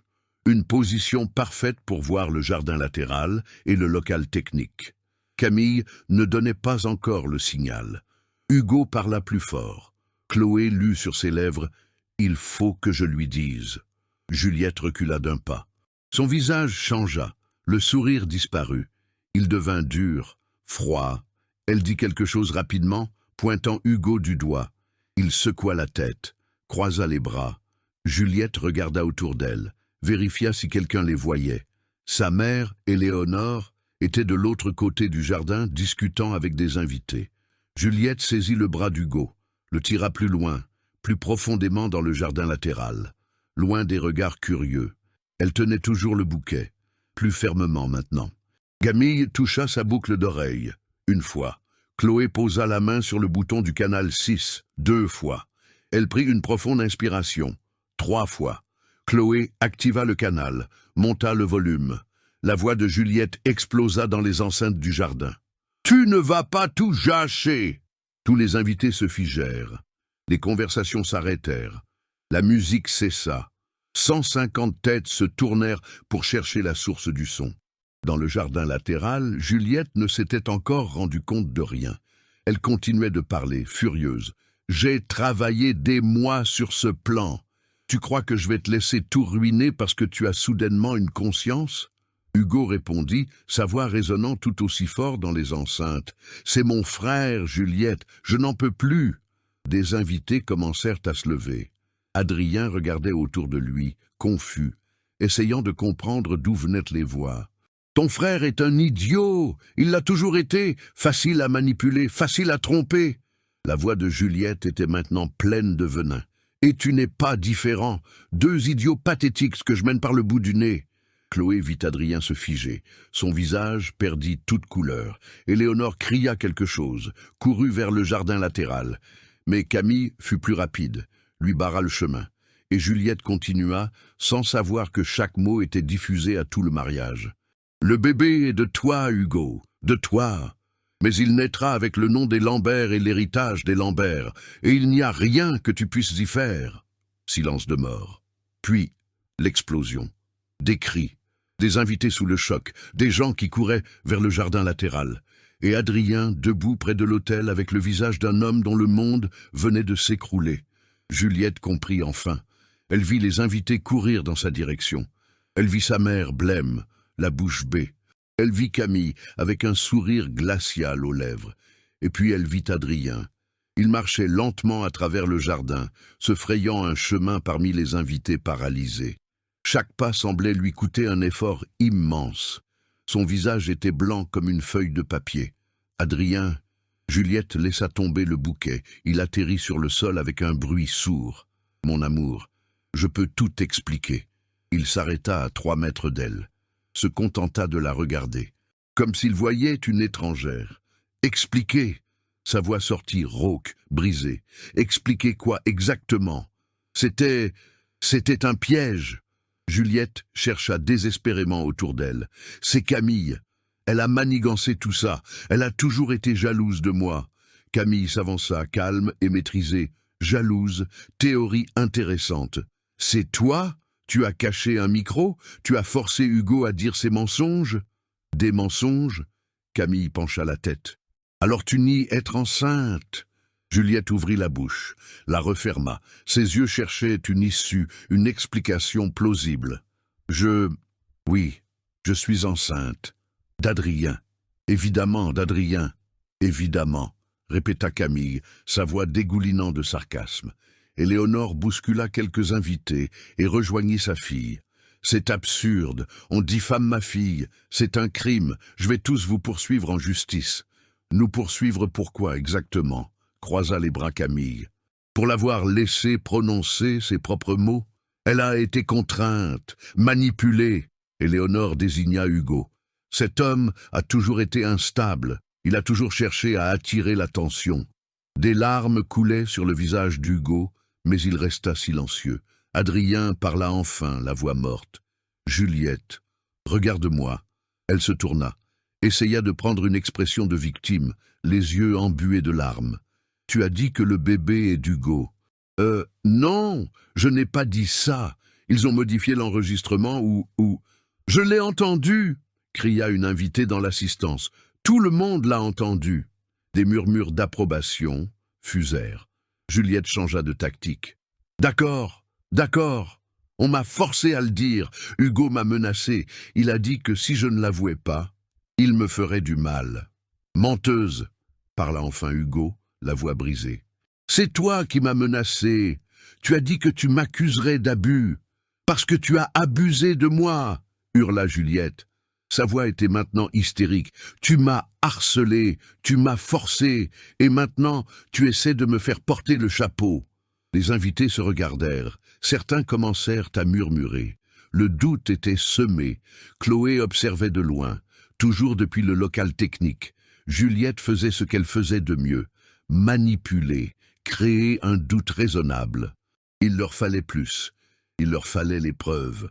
Chloé prit son téléphone, envoya un message rapide à Camille. « Montre les photos, maintenant. » Camille vérifia discrètement son téléphone. Hocha la tête de manière presque imperceptible.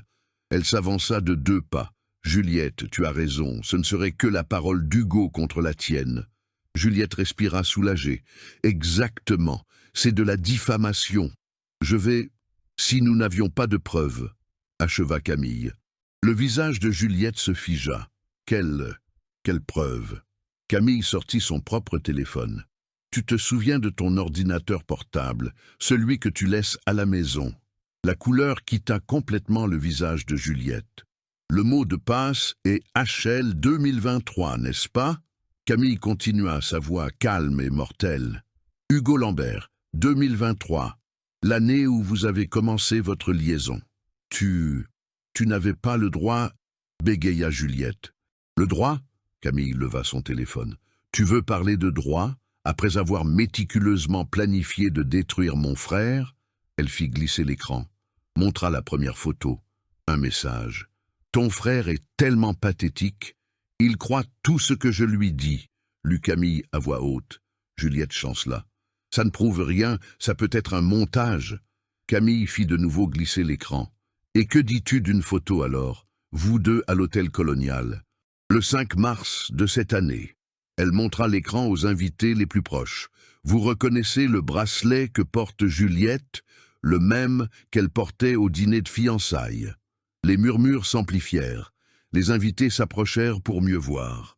Éléonore tenta de prendre le téléphone. Camille recula. « Ou tu préfères celle-ci? Autre photo.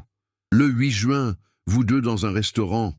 La légende que tu as écrite toi-même. Notre petit secret. Non, tu as piraté mon ordinateur. C'est illégal. Je n'ai rien piraté. Ton amant avait le mot de passe. Camille regarda Hugo. L'amant que tu as manipulé, menacé et fait chanter pendant des mois. Adrien fit un pas chancelant. Il s'assit sur une chaise décorative avant de tomber. Une invitée tenta de l'aider, mais il repoussa sa main. « Adrien, mon amour, écoute. » Juliette tenta de s'approcher. Il leva la main. « Non, ne t'approche pas de moi. »« Mais je t'aime vraiment. » Camille eut un rire amer. « Tu l'aimes? C'est intéressant. » Elle fit de nouveau glisser l'écran de son téléphone. « Laisse-moi lire un autre message, alors. Celui-ci date d'hier. J'ai hâte que le vieux meure. 6 mois tout au plus et Adrien hérite de tout. Ensuite, ce n'est qu'une question de temps avant que je trouve un moyen de me débarrasser de lui aussi. » Silence absolu. Puis, l'explosion. Des cris de stupeur. Des invités indignés. Une femme plus âgée se mit à pleurer. Elle a prévu de le tuer. Mon Dieu, quel monstre! Que quelqu'un appelle la police. Éléonore saisit le bras de sa fille. « Tais-toi, ne dis plus rien. On s'en va. » Elle essaya de tirer Juliette, mais celle-ci ne bougeait pas. Elle était paralysée, regardant autour d'elle comme un animal pris au piège. Camille continua, implacable. « Ah, et il y a plus. Un document entier. Un plan détaillé. » Elle commença à lire. Phase 1, conquérir Adrien. Phase 2, l'isoler de sa famille. Phase 3, tomber enceinte pour garantir une pension si le plan principal échoue.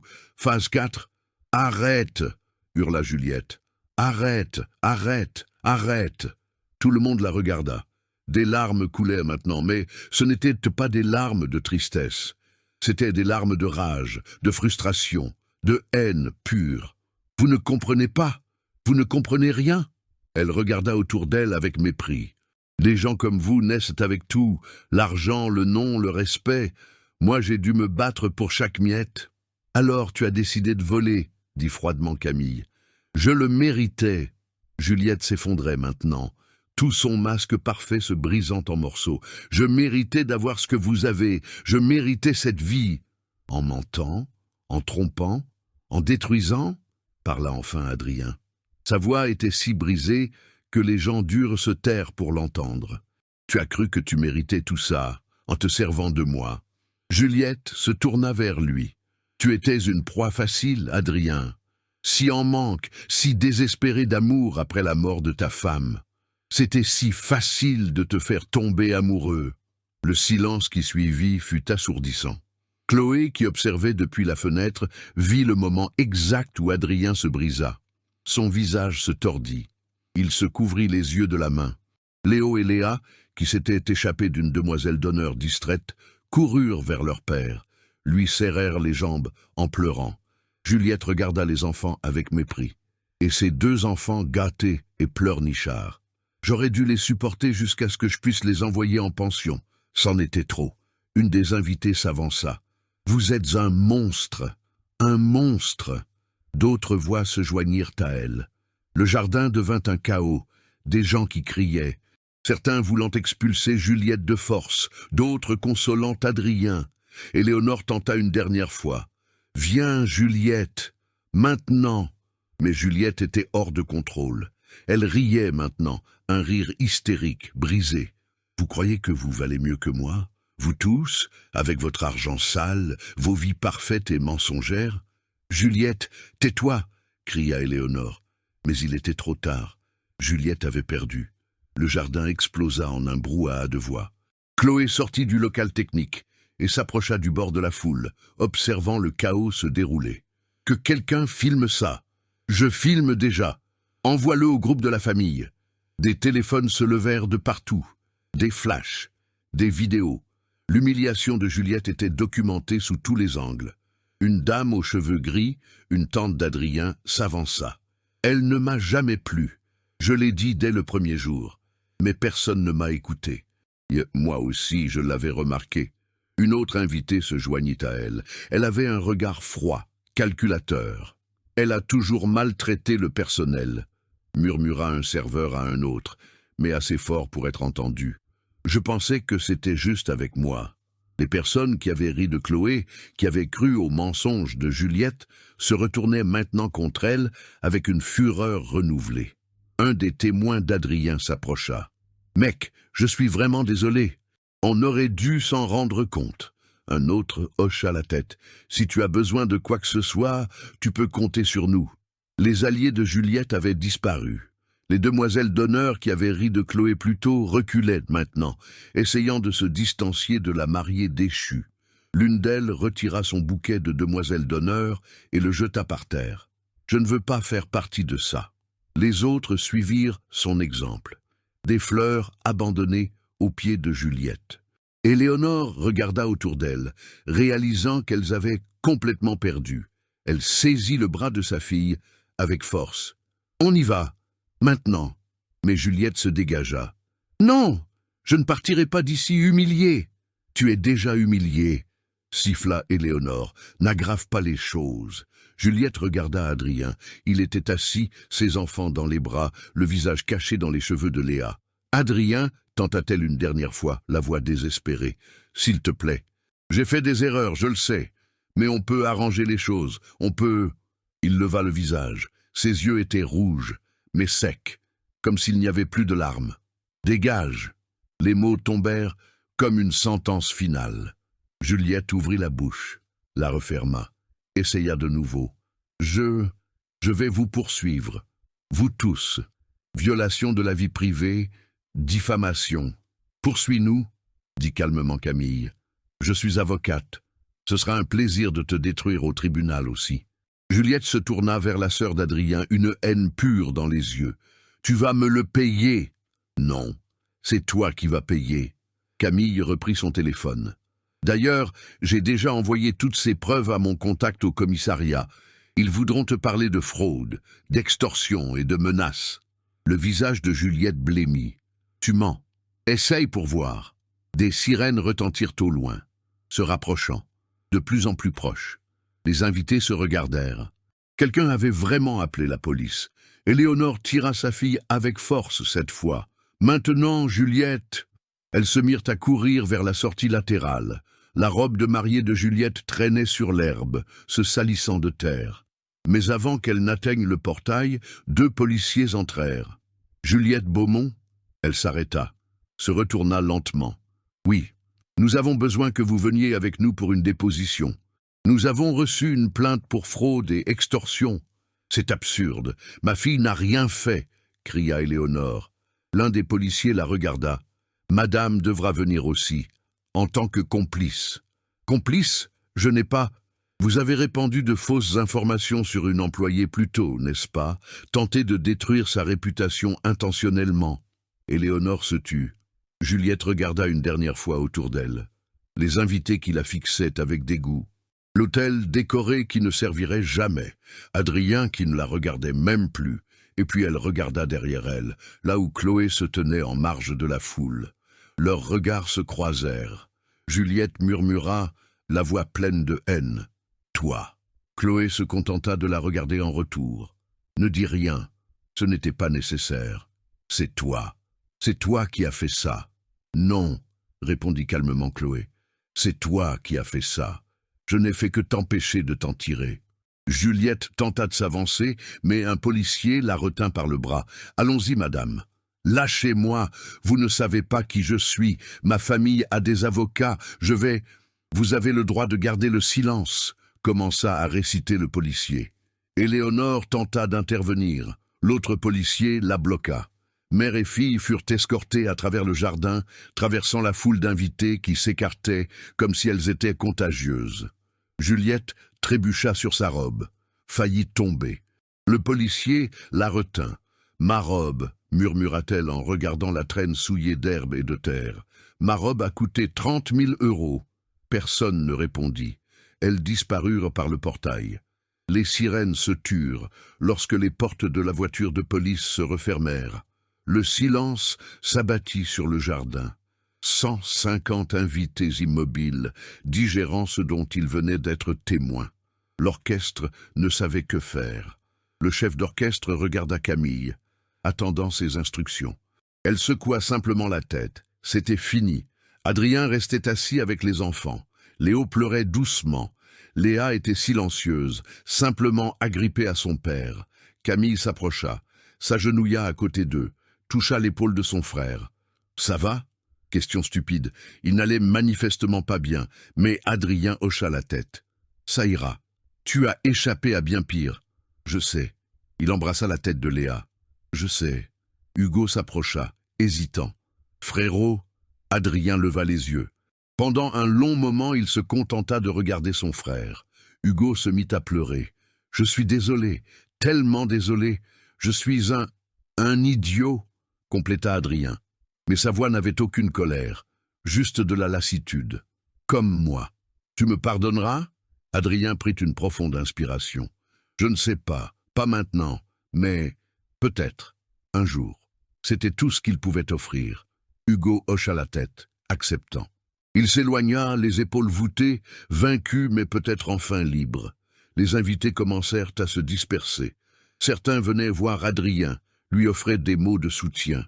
D'autres partaient simplement en silence, conscients d'être venus pour un mariage et d'avoir assisté à une tragédie.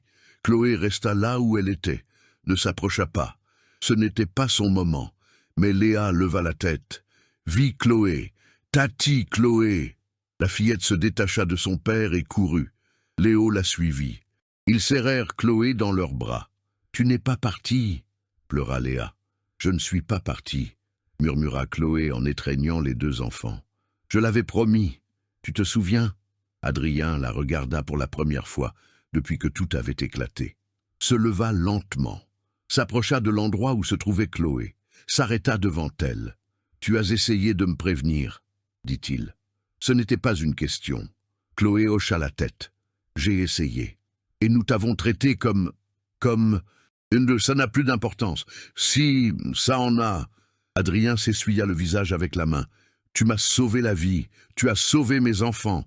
Et moi, nous t'avons mis à la porte. » Chloé ne savait pas quoi dire. « Merci, » dit finalement Adrien, la voix brisée mais sincère. « Merci de ne pas nous avoir abandonnés. » Et là, au milieu d'un jardin décoré pour un mariage qui n'avait jamais eu lieu, entouré de fleurs blanches et de chaises vides, Chloé respira enfin. C'était fini.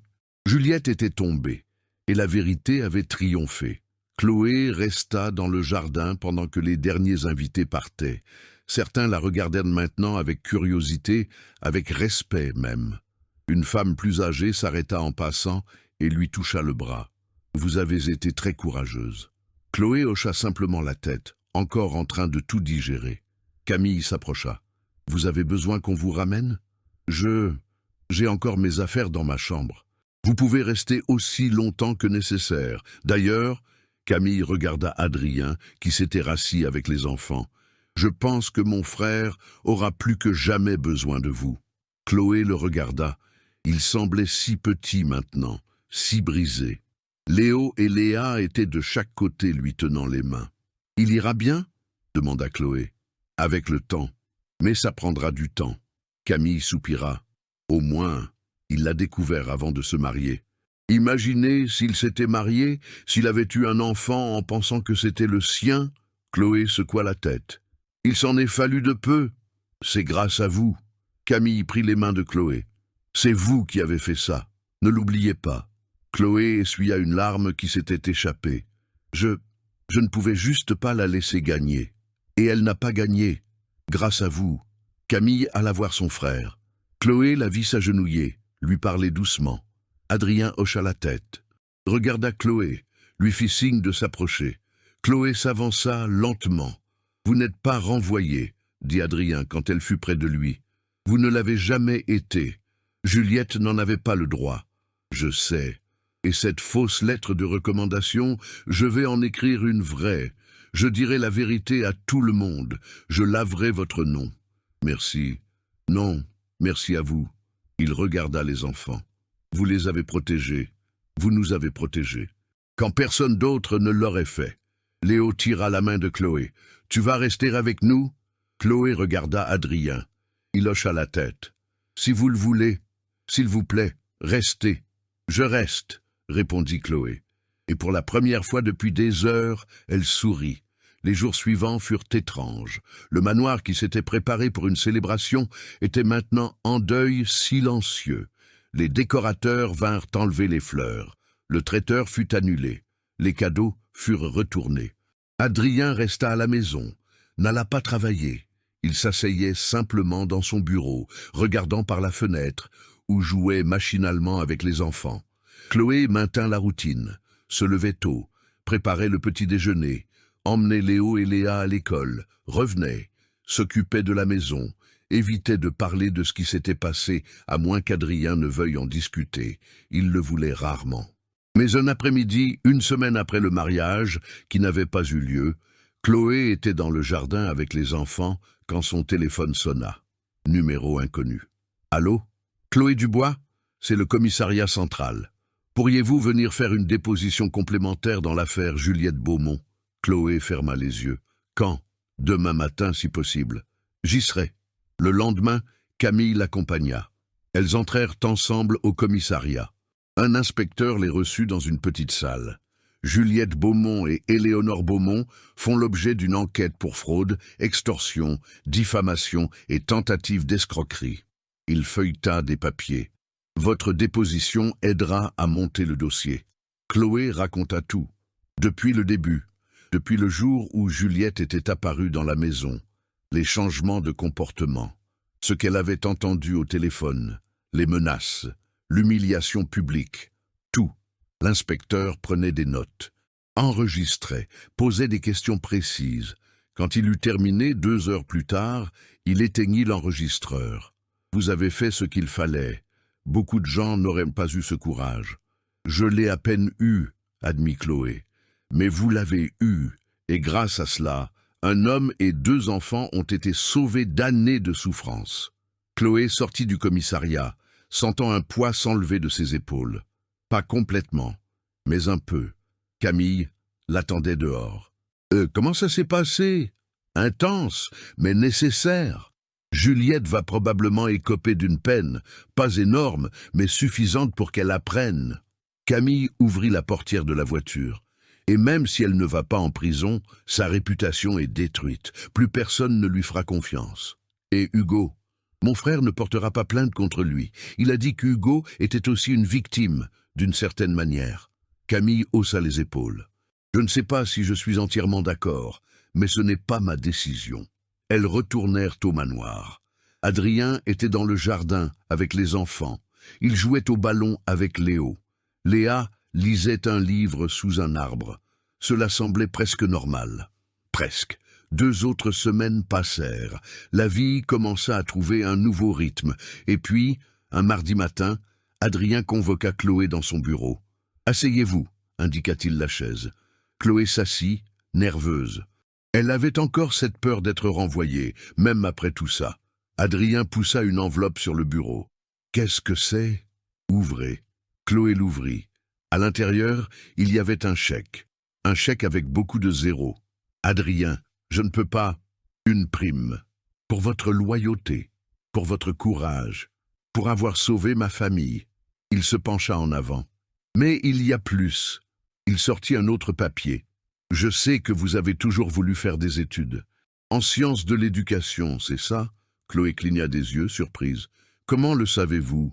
Vous l'avez mentionné une fois, il y a 2 ans, je m'en souviens. » Il poussa le papier. « Une bourse complète, université privée, les meilleurs, je paierai tout. » « Adrien, non, c'est beaucoup trop. » « Non, vous le méritez. Vous méritez d'avoir des opportunités.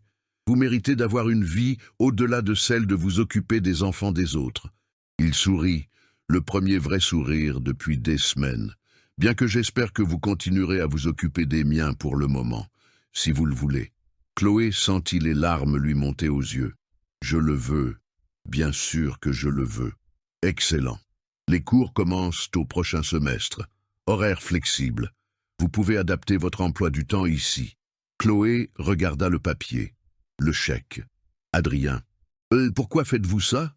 Parce que vous avez fait ce qui était juste quand c'était dangereux, quand c'était difficile, quand tout le monde était contre vous. Adrien se leva, se dirigea vers la fenêtre. Vous m'avez montré ce qu'est un vrai caractère, et je veux que mes enfants grandissent en voyant de tels exemples. Chloé essuya ses larmes. Merci, vraiment merci. Non, merci à vous. 3 mois passèrent. Chloé était au premier semestre de ses études. Elle adorait. Chaque cours, chaque livre, chaque devoir. Elle sentait qu'elle construisait enfin quelque chose pour elle-même. Elle continuait de travailler pour Adrien. Les enfants allaient mieux, plus heureux. Léo souriait tout le temps à nouveau. Léa était plus confiante. Adrien aussi se remettait. Lentement, mais il se remettait. Il retourna au travail, sortait avec des amis. Il avait même ri franchement à quelques reprises. Un samedi après-midi, Chloé était au parc avec Léo et Léa. Ils couraient, jouaient, criaient de joie. Et c'est là que Chloé la vit, une femme riche qui criait sur une jeune nounou. La nounou avait renversé quelque chose, on aurait dit un jus de fruits. Un accident évident. Mais la femme faisait une scène. « Vous êtes incompétente, stupide. Je ne sais pas pourquoi je vous ai engagée. » La nounou avait la tête baissée, des larmes coulant sur ses joues. Les gens autour regardaient, mais ne faisaient rien. Chloé sentit quelque chose s'enflammer en elle. Elle s'approcha. « Excusez-moi. » La femme riche se retourna. « Qu'est-ce que vous voulez ? Je veux que vous arrêtiez de lui crier dessus. Ça ne vous regarde pas. » Chloé fit un pas en avant.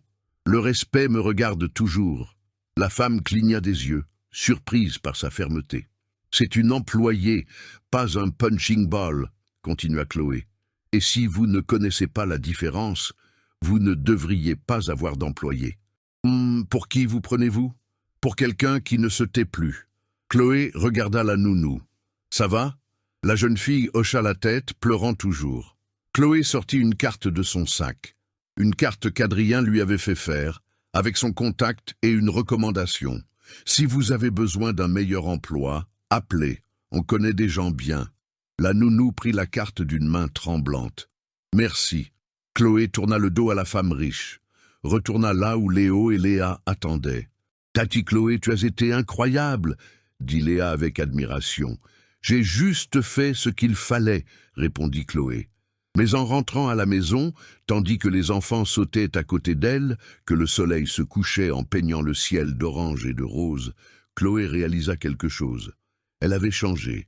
Elle n'était plus la femme qui baissait la tête, qui acceptait l'humiliation en silence, qui avait peur de parler. Juliette avait essayé de la détruire. Mais au final, elle avait forgé quelque chose de plus fort. Chloé regarda ses propres mains, des mains qui travaillaient encore dur, qui prenaient encore soin, qui servaient encore.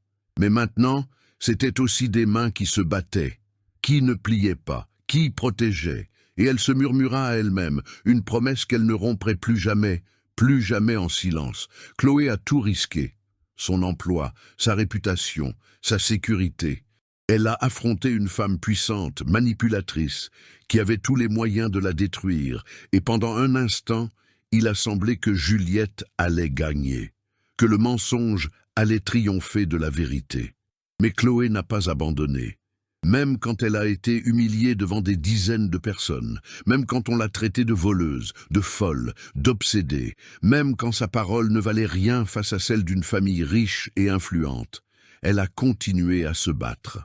Parce qu'il y avait des enfants innocents en jeu, parce qu'il y avait un homme bon sur le point d'être détruit par un piège cruel, parce que faire ce qui est juste signifie parfois tout risquer.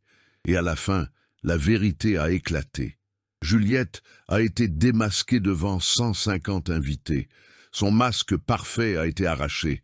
Ses mensonges ont été révélés.